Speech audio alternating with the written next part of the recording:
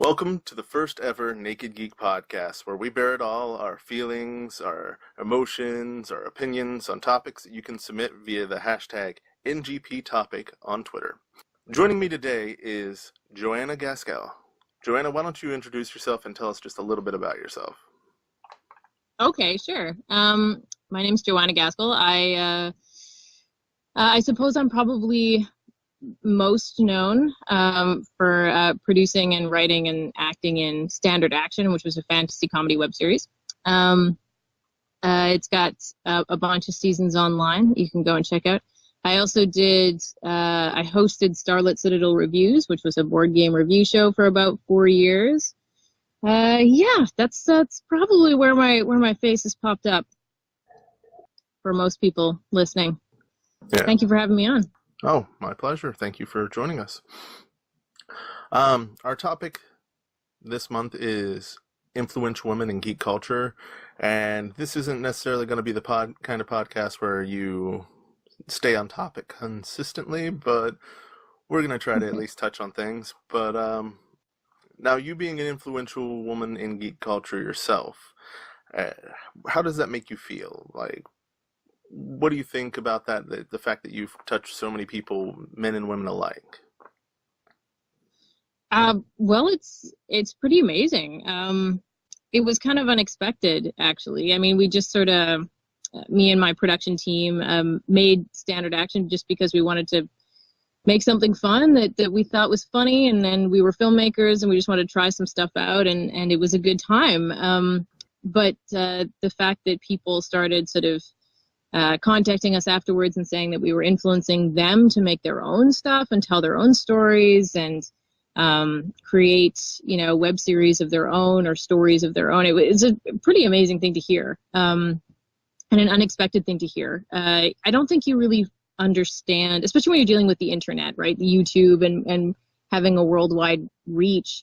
I don't think you really realize that when you're making it. I mean, you're making it for you and you're making it for your little audience, but then you don't really remember that you're reaching so many people out there, and so many people can discover your stuff and find your stuff. And it's really cool that you can touch people a long way away that you've never met. And we found that a lot as we were making the show, and as we were making Starlit Citadel as well. There were people who definitely came forward and said that our very unique voice in that review world was influencing them to make their own podcasts or review shows, and it was pretty cool. I mean, being a woman in geek culture and having an influence on hopefully other women in geek culture has been pretty exciting too. I mean, I love seeing more women in the scene. I love seeing more women playing games and making games and enjoying the culture. And I feel like it just makes it all stronger when that happens. Definitely. What would you say to a woman who wants to get into geek culture but feels intimidated because they feel like it's more of a masculine-dominated area?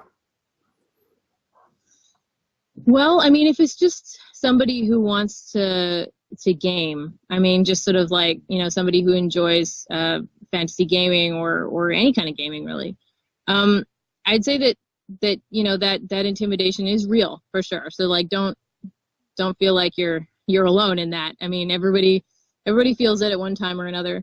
I find that often it's really useful to like team up with another lady.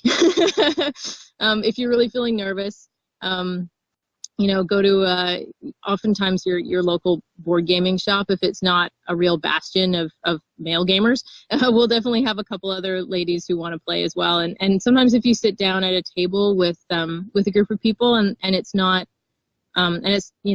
not all men, you might feel a little bit less intimidated. I found that anyway. Like when I was going to cons, for a while with Standard Action, I was going to cons a lot. And I'd sit in on new games that I was interested in playing. And if I was walking around, I'd often pick a table with another woman at it already. And that certainly made things easier, at least when I was starting out. As I got in and as I got much of a problem, and I started to learn that most men aren't all that resistant.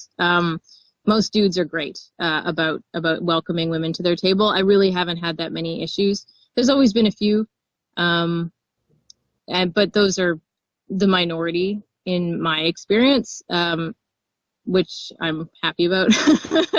Really glad I've had that experience.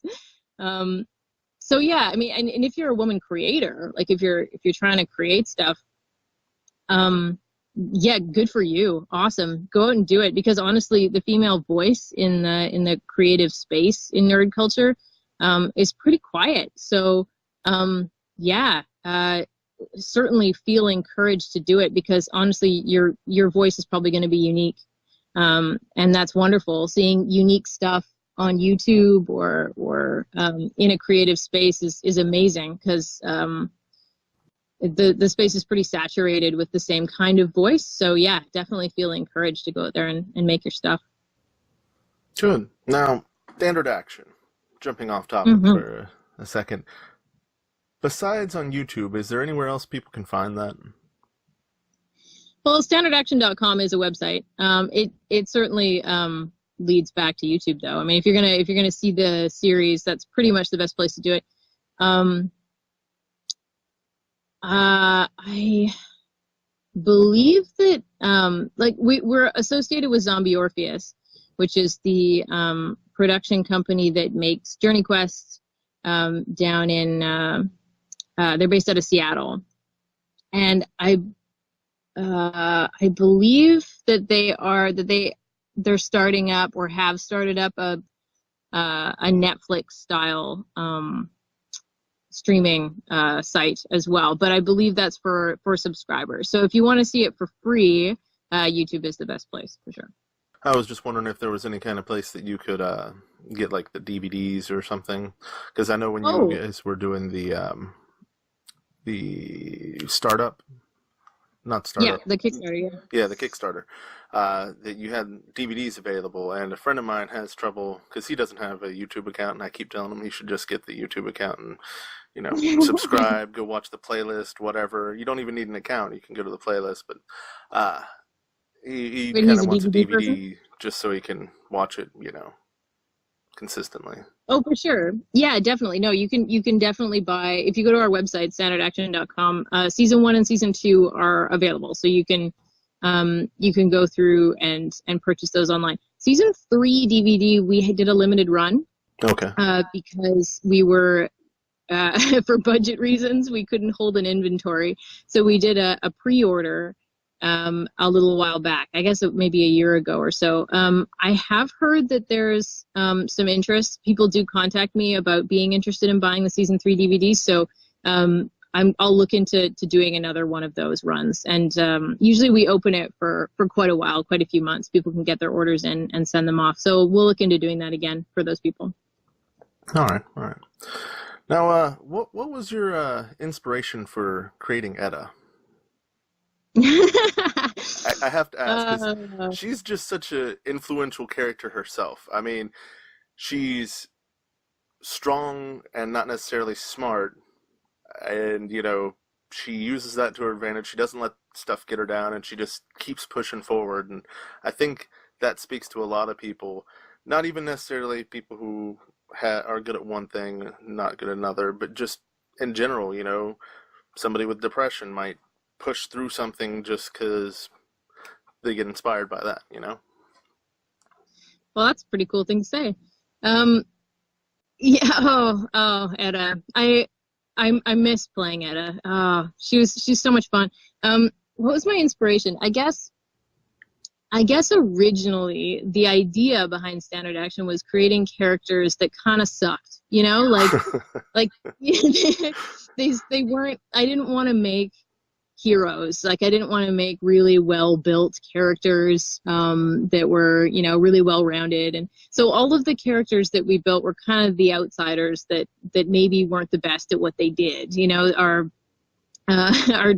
druid, was allergic to the woods, and the the bard had this like bizarre hero complex that he just, being like just wanted to be a barbarian so bad, but she was an elf, which made her really tiny, and so it was this really, really weird combination. And I always felt like those interesting combinations of weakness and strength really made the characters interesting and really fun to play.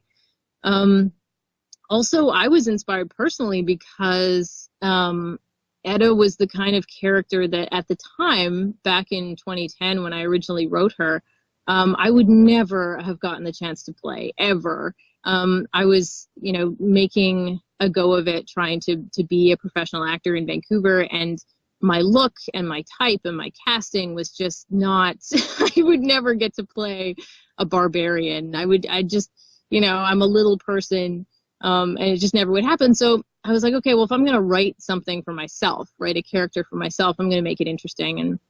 And so I wrote Etta. And then as this show went on, she just became, she developed a really interesting depth. Like, as you were saying, she's not particularly smart, but she is in her own way, and she's got, she's got a wisdom about her that was really, that sort of showed a really interesting depth and background that was really, really fun. And also she just had this really real joy for life, which was really great. I mean, it also meant that when it was, pissing with rain or snowing, or we were filming in the woods and everything, everybody was freezing. I lost you there for a second.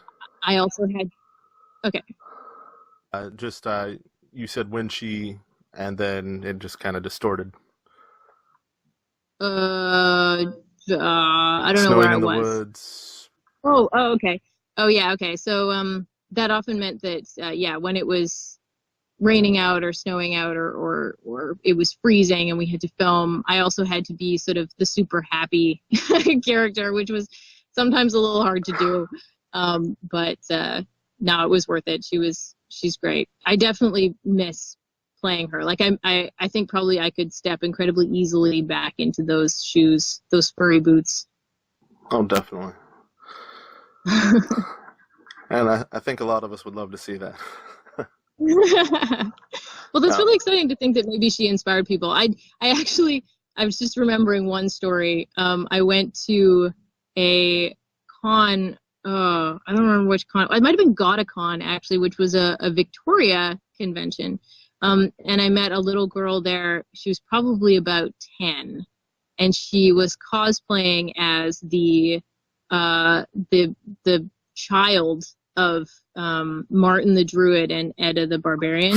Not that character exists in the world at all, but it was like the fantasy love child of these two characters, and it was amazing. Just I wish I'd had a camera or a phone on me at the time, and I totally didn't get to take a picture, but she looked amazing. She was like this druid barbarian combination, and yeah, she was that's really exciting to see. That's so cool to see somebody dressing up as your character.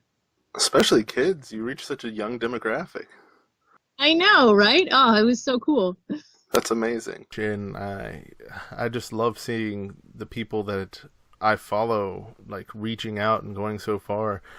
Now, what would you say to somebody who wants to get started, but they don't feel like they can do as well as you? Like, they feel like it just won't measure up, kind of thing. Oh, yeah. Everybody feels that way. It's hard these days because there's some amazing stuff online. There's some, if you're doing video, sometimes, the amount of incredible stuff that exists out there, it can be intimidating for sure.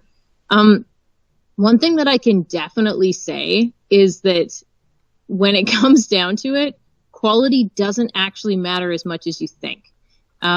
It really, the thing that connects with people and the thing that makes your work unique and fun is the stories that you tell.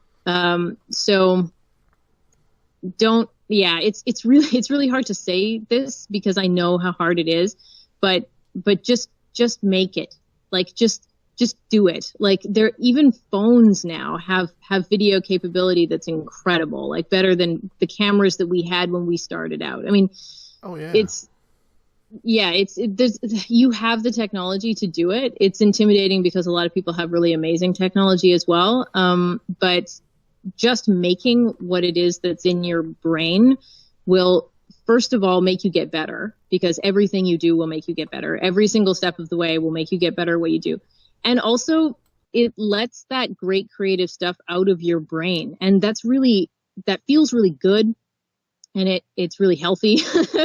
and also it speaks to people. So if you have a story to tell, then try to tell it, and don't worry so much about the sticky bits, like my video quality isn't the best, or I don't know how to use Adobe After Effects. Don't even worry about that stuff. There are tools out there that you can use, and I would encourage everybody to just do it. Like, try to just do it. You won't regret it. You won't regret making something. Oh yeah, there's a lot of free options out there too, and I mean I understand, because even me starting this is kind of intimidating. Doing a podcast, I reached out to several people. I was trying to get anybody who was an influential woman to kind of go on topic. I reached out to like Sarah Michelle Gellar. I just sent messages. I didn't know exactly how to reach them, and let's see, who else did I? Lucy Lawless. Thanks, guys, for not replying. Could have been on my podcast. But, I get it. They probably get like several thousand messages a day. I was overjoyed when you replied and said you were up for it. Well, no, it's fun. And really, you can't not do that. I mean, who knows, right? Like, like I got in season 2, Mark Meir came out and did a voice for us for Standard Action, and in season 3, Sandeep Parikh from the Guild came out and did a voice for us, and I didn't think anybody would say yes. I mean, most people didn't, and then there was a few people who did, and it was great. It's always better to make something than not make something. If you've got this great idea and you sit with it and you don't do it, it'll kill you. If you're a creative person, you got to do it. You got to make it, and you'll always have more ideas and better ideas. And the first thing that you make is probably going to suck, but that's okay. It's true of everybody.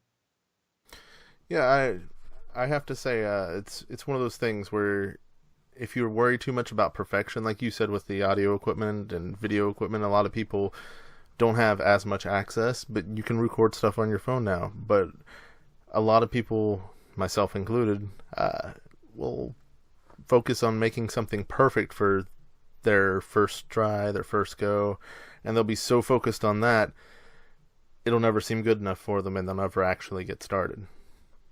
Yeah, happens to most people, that they never get started. Getting started is the hardest part. And then, once you take those first few steps, everything gets easier. Not to make Standard Action sound bad or anything, but I went back and rewatched the first few episodes not too long ago. And I remember them being like so much better, which is just a testament to how much better you guys got over time. Like, yeah, right. Our production quality in season 1, oh my goodness. It improved so much, and like I still love it. I mean, like I still love season 1. But I just love the depth of the characters. Everything just seemed to like just improve. Yeah, for sure. I mean, the very first thing that we shot for Standard Action, which is episode 0, which ended up being episode 6.5 in season 1, had 6 cast and crew. So we had like Edwin, who played Fernando, me, Pat Tuckey, who played our guest star, and then we had 3 crew: makeup artist, sound, and camera/director. And that was it. And we just went out into the woods and ran around with these HD cameras that were the cheapest we could find. We didn't know anything about sound post-production, nothing. And it was fine. But I go back now and look at it, and it's just like, oh man, season 3, we learned it's so much, more polished, and we've learned so much, but honestly, it does it does survive the test of time because the writing was fun and we were having a really good time and the characters were relatable. So those were the things that were important, not the fact that, you know, there was noise in the background and there was you know, we were guerrilla shooting everything, so there were houses in the back of some scenes. If you look closely, you'll probably see houses in the background of the forest. But yeah, no, that's totally it. Is that you go back and it in your memory it's stronger than it was. But yeah, it didn't matter. It didn't matter. I even think some of the stuff like just increases the quality of it because, like you said, it's you kind of wanted it to be a funny series, and you look at the druid and he's wearing like sneakers or something. Yeah. He Although, has like you know, all this it's armor. funny. And... A lot of people talk, what? Yeah, Converses. Yeah. It's funny. A lot of people talk to me about the Converses. They're like, "What's the deal with that? Why couldn't you get them proper boots?" Jeez. And it's funny because that was actually like that was a creative choice, which is funny that people pick that out of the things that they're like, oh, this proves that you were low budget. No, that was actually a creative choice. Because one thing that we wanted to do with the characters was make sure that people understood that they weren't living in a fantasy world; they were living in a gaming world. So it was like they were avatars of gamers. They weren't, you know, knights and stewards from Game of Thrones. So we gave him sneakers because we wanted to harken back to that sort of, that gamer world. But that's funny that, everybody pulls that out. Oh, I love it. I think it's great because you kind of get so absorbed in the show, and then at one point in time you just look down at their feet and it's like, wait a minute. What's going on here? Yeah. Now, a curveball question for you. If you had an unlimited budget and amount of time, what is your dream project to work on? Oh, well, I mean, the answer to that question would probably change depending on when you asked me. But since you're asking me right now, I'm at a point right now in my life where I've got about 1 billion ideas. Like I just can't, like they keep me up at night. I've got so many, and I don't have, you know, the time or the budget to achieve them all. At the moment, I'm really, I'm really stuck in the world of, like grimy sci-fi. Like I really want to, at the moment, I really want to make greasy, grimy, ugly sci-fi, like the original Alien, you know, like that's what I want to do right now. And probably if you ask me, you know, a month from now or 6 months from now, that would change. But at the moment, that's what I'm stuck on. So if you were to hand me an unlimited budget right now, that's what I would make. Wow. That's amazing. I know. Isn't that weird? It's yeah. No, I love it. Like, I don't know if you watch anime or not. Not too much. A few bits and pieces here and there. There's this old series. There's a kind of few that tie in. One's Galaxy Express 39. It was a couple of movies. And another was like the Captain Harlock saga. They're this kind of like dingy sci-fi, a kind of style I want to create around it, because you have steampunk and, you know, cyberpunk styles. I kind of want to create like a galaxy punk style around these kinds of greasy, dirty sci-fi. Like, not everything's like this pristine, fresh ship, but it's more, you know, rugged, like you said. Yeah, totally. Oh, that sounds so exciting. I should look that up. That's definitely the world I'm in right now, for sure. Yeah. I don't think they've ever created a style for it yet, so I'd love to just like get a genre of it up and running, like. But I think that'd be great.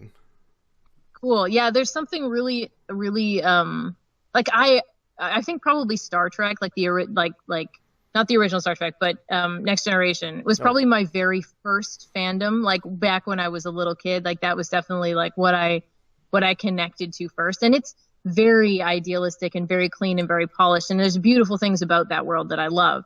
But at the moment, I'm really interested in sort of blue collar sci-fi. I like it. Yeah. Awesome. Let's see.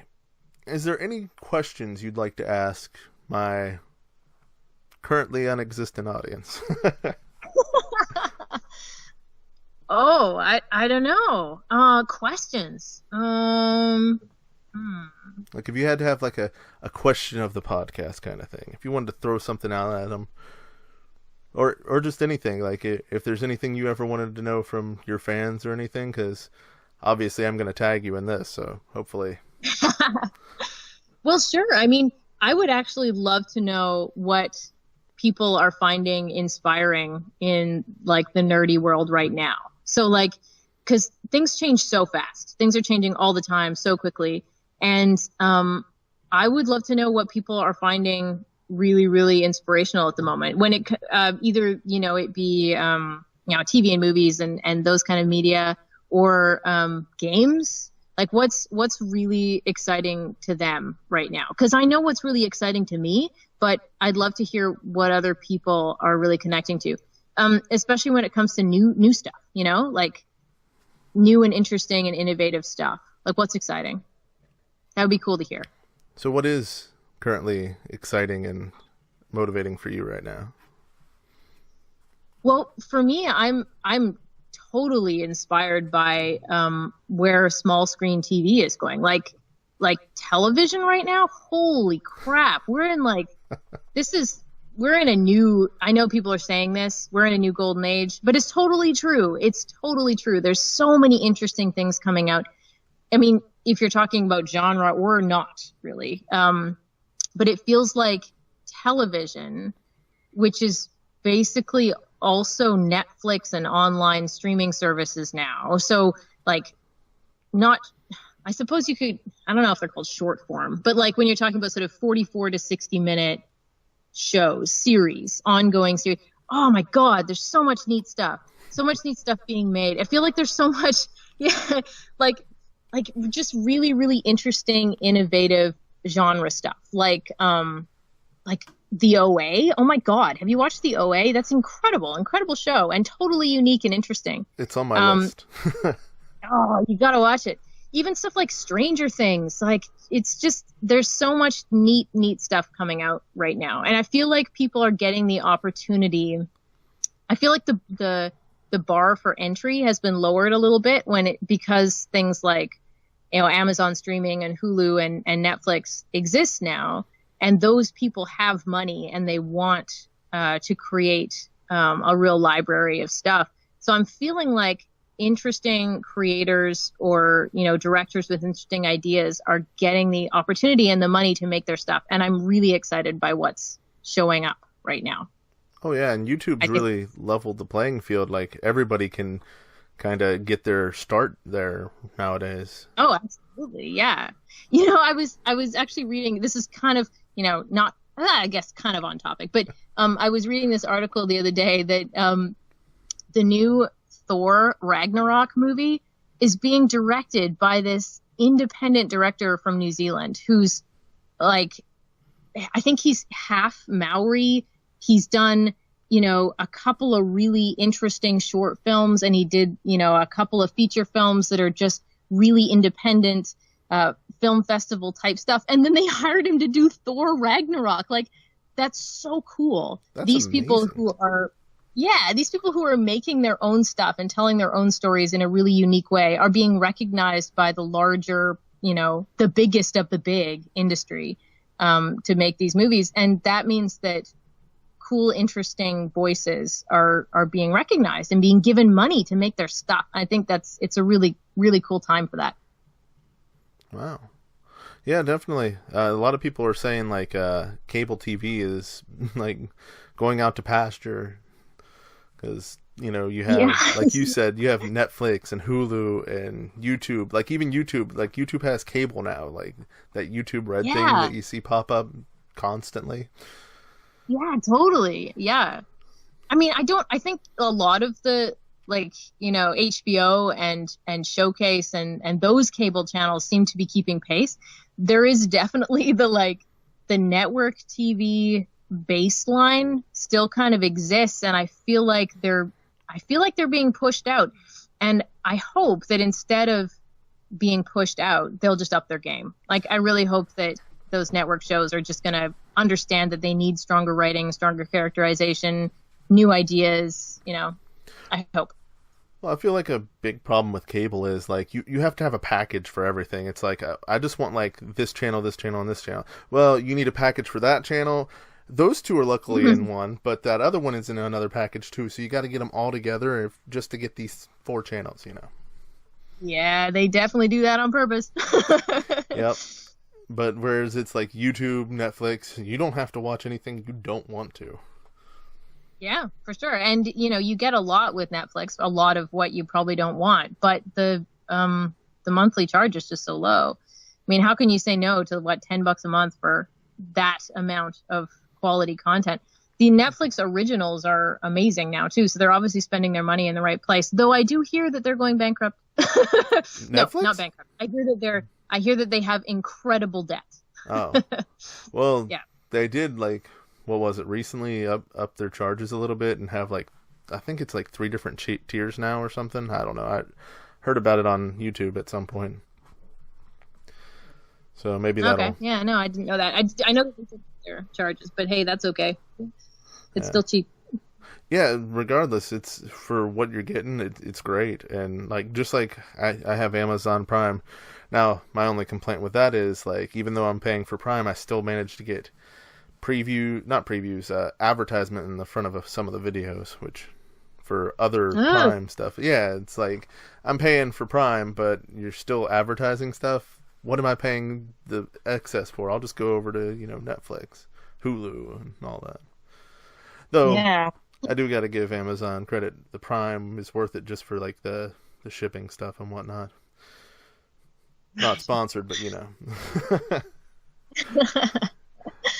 Maybe you will be soon. That'd be nice. But yeah, just there's huge possibilities out there, and in geek culture, our culture has expanded so much. You can find it everywhere. Even oh, go ahead. Gaming. No, sorry, I was just going to say that it's interesting how you're talking about the expansion for sure, because it seems to be in every area. I mean, gaming as well is just oh yeah. When we were doing the review show, there was just 1 billion games to review every year. It's more and more coming out all the time, and that's really exciting to see. Yeah, until I found out about your guys' show, because when Standard Action ended, I was starving for something to watch. I didn't know that the board games were that plentiful. I knew card games and such had really picked up, but watching Starlit Citadel, I just kept seeing more and more, and I didn't think there'd be that many to review. Oh my goodness, yes. There's so many. And we had to choose from massive amounts every month. It was okay, we have this list of 30. Which ones do we want to review? There's just countless numbers. And with Kickstarter as well is becoming a real place for board game development. So you've got all the indie designers who are going to Kickstarter and basically using Kickstarter as sort of a pre-sale platform to build their games, and that's really exciting too. It's a bit dangerous because some of them oversell and then can't deliver, but for most of the creators out there, it's a real benefit. Oh, definitely. And touching more on expansion, I was into anime back when most people didn't know what it was. And now now it's become very mainstream. Yeah, it used to be you'd be lucky if there was an anime at the theaters. Yeah. And now you have live action versions of some of them, and I don't want to critique too much, but they really butcher a lot of stuff with some of the live action. Well, yeah. Are there any really good live action animes out there? Anime adaptations that you've seen that you're this one works? I haven't seen too many, mainly because the previews alone are enough to make me cringe at everything. Yeah, fair enough. Just they they try to change it so much. They try to like take so much creative liberty that it's not the same thing anymore. Right. It's well, I mean, I'm not an anime expert, or I don't know anything really about much of it. But I feel like, and correct me if I'm wrong here, but I feel like anime is really like the storytelling is really closely connected with the art and the visuals. So I feel like it would be a really difficult thing to translate to a live action. Some of the time, yes. Some of the time, no. That's why a lot of them I feel like would be best left as anime. Like, for instance, I never went to watch Dragon Ball Z Evolution because, they just, you could tell it's not Dragon Ball Z anymore. It's this school adaptation that isn't Dragon Ball Z. It just kind of has some of the attributes of Dragon Ball Z. Right. Yeah. But yeah, I feel like it would take somebody who's a real fan to translate some of that stuff. It's kind of, in my opinion, sort of like the subtitle versus dubbing of anime. I recently saw a clip of one of the animes that I really like. It's Danmachi, or I guess what they call it in English. Now the title's very misleading, so is it wrong to try to pick up girls in a dungeon? I know. It sounds pretty bad, but it's actually a really good anime.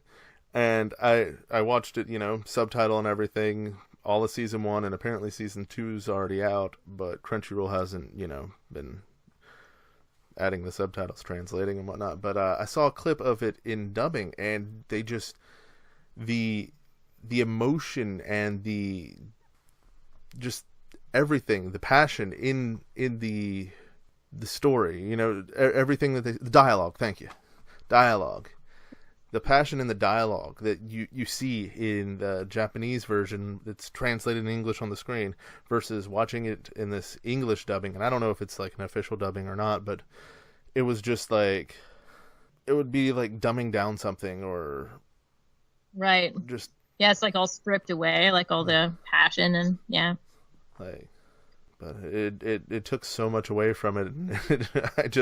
I couldn't watch the entire clip. Like, this was a clip that like I watched and it got me pumped. It was like I believe it was something along the lines of the main character was being defeated by a minotaur and it was about to kill him, and this girl who had saved him from a minotaur before stepped up. Spoiler alert, by the way. Before I get too deep into this, and she's like, you've done enough, I'll save you now. Fair enough. And he says, save me? Again? Me?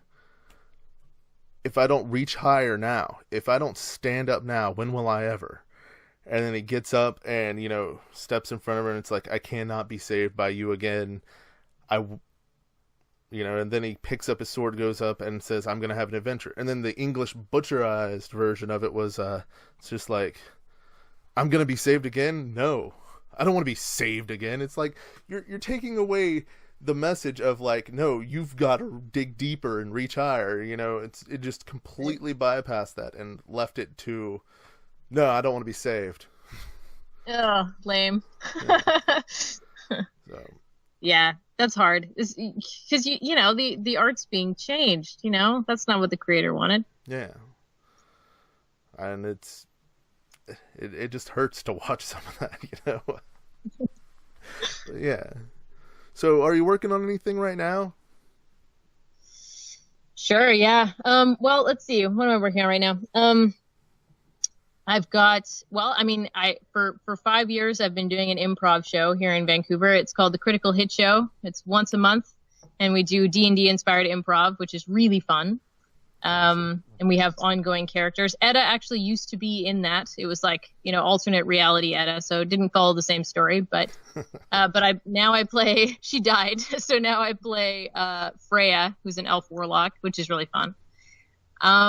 I've got a mini series that I have shot that's in post-production. It's a bizarre comedy thing. But it's been sitting in post-production for a while because I I started a little music video company in Vancouver where I live, and that's taken up a lot of my time. So hopefully over the next few months, I'll be able to finish up that miniseries. I've got a theater play coming up in November. If you're a local to Vancouver, come out and see me do some comedy. It's called Slacks. Yeah, what else? What else have I got going on? Yeah, those are probably the main things. I always have a lot going on. I was gonna say, well, no, just a little bit, I'm just, doing all of this, nothing major. But that's amazing. Yeah. Yeah, it's great. I tend to keep myself pretty busy. It's funny because I have so many things on the go right now, and but a lot of it is out of the internet spotlight because I'm used to having Standard Action, Starlit Citadel right out there. So I felt like the world thought I was a lot busier back then, but no, keeps going. Do you ever feel overwhelmed by all this? Yes, absolutely. Certainly I do. And I have a problem that a lot of creators have, is that even when I'm doing so much that I can't sleep, I still feel like I'm not doing enough. It's definitely a problem that I need to moderate with healthy breaks for exercise and food. Yeah, I mean, and I'm sure anybody out there who has a creative, mind, understands it's really difficult to make the stuff that you want to make and to feel like you're creating enough and getting that stuff out of your brain. And so I tend to overwork and sometimes I get overwhelmed by my overworking. Yes, definitely. It's true. Do you have any kind of systems in place that you use to try to manage that? Systems. Yeah. I mean, it's honestly, exercise and food is a really important thing to do. And you'd be amazing how often you forget about that stuff. I have really good support systems around me, which is amazing. I have really, really supportive friends and family that I can go to and talk to, and I even I'll meet up with some of my old Standard Action friends from time to time, and we'll hash some stuff out over beers, and that certainly helps. It helps to take your head out of the creative world for a sec and come back to the real world and touch base with people and realize that everything's okay. Because sometimes if you bury yourself in your own ideas and your own creation for too long, you start to lose perspective. So yeah, it's good to have IRL people around you. Kind of anchors into reality. Yes. Yeah. It's funny how important it is to sort of have real life touchstones, because it's easy to do. It's easy to lose yourself in your work. Oh yeah. I think the same thing could be said for a lot of things, like say for instance depression. Like you can just get lost in kind of a self-loathing state, and if you have some friends to help you pull out of it, it's really essential, Yes, absolutely. Yeah, I think actually that's a really interesting parallel to draw, because I think I've certainly had times in my life where I've had to deal with depression, and it can be similar in some ways, in that sometimes you can feel overwhelmed by your own brain, and oftentimes the easiest ways to try and handle that. And I don't want to be indelicate, because depression is a very serious disease. So, but for people who are just feeling a little overwhelmed by life, honestly, just taking a nap or having a sandwich, yeah, it certainly helps me. Sometimes I'll be making stuff and I'll be like, when was the last time I ate something? And it'll be like 14 hours ago or something like that. It's bad news. You gotta eat. I used to be that way when I went to conventions a lot. Like, I still go to conventions, but I've gotten better about it. I know friends that still, they won't eat the entire weekend that they're at a convention, because they just... Oh my God. Ugh. They're yes, so cons. Focused. Yeah, they're focused on doing everything, and it's just like, oh yeah, when was the last time you ate? I don't know, Thursday? It's like, okay, when was the last time you slept? A little bit on Friday? Yeah. Oh my God, I know. Cons are the worst. And then you get home and you feel amazing and you've got like all this stuff and you're like super excited about all the people you saw and the things you did, and then you crash so hard and you get so sick. Yeah, it's bad. Post-con funk, post-con depression. Yes. Yeah, I don't get to do too many cons these days. I do the Critical Hit show, which is that improv show we take to Emerald City every year. So I do get to do that, but haven't been to a con outside of that in a while. Have you ever been to ones in the United States? Oh yeah, for sure. Yeah, we did.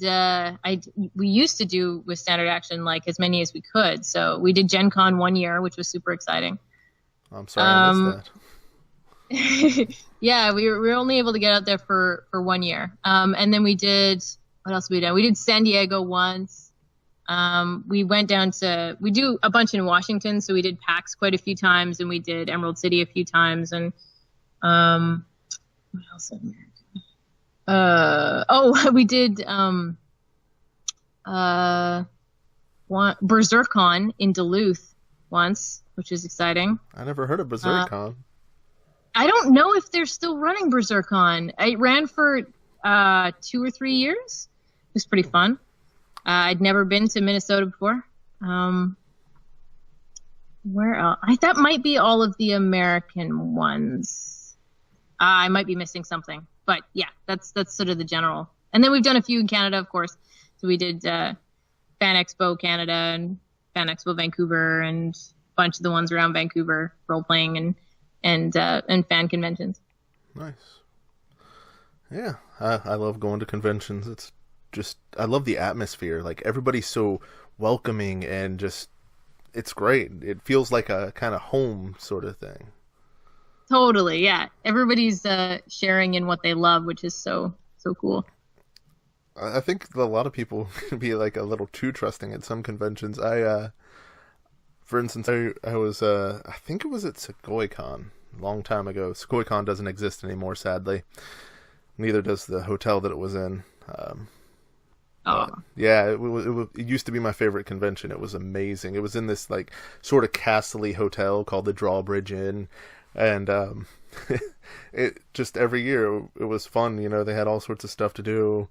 I don't know why the hotel started going downhill, but after that, you know, the convention moved, and I think it lasted like one year after at a different hotel. But I think part of the appeal was, you know, the castle-y theme and everything. But there was that sounds awesome. Yeah, there was this guy who, like, I didn't know him at the time. Like a bunch of people, like, I just didn't know, and like we were like, let's go get something to eat. It's like, okay.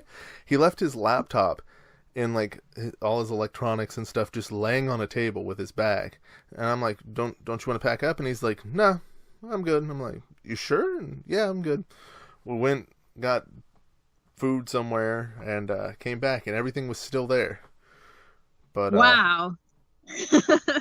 And you know, that could just be because it was in a main area, and you know, everybody could see, because there was like one thing that got stolen somewhere else, like a mic from backstage or something. But then again, it could have gotten lost or something, who knows. But it just goes to show you like how like different a convention is, the mentality and everything.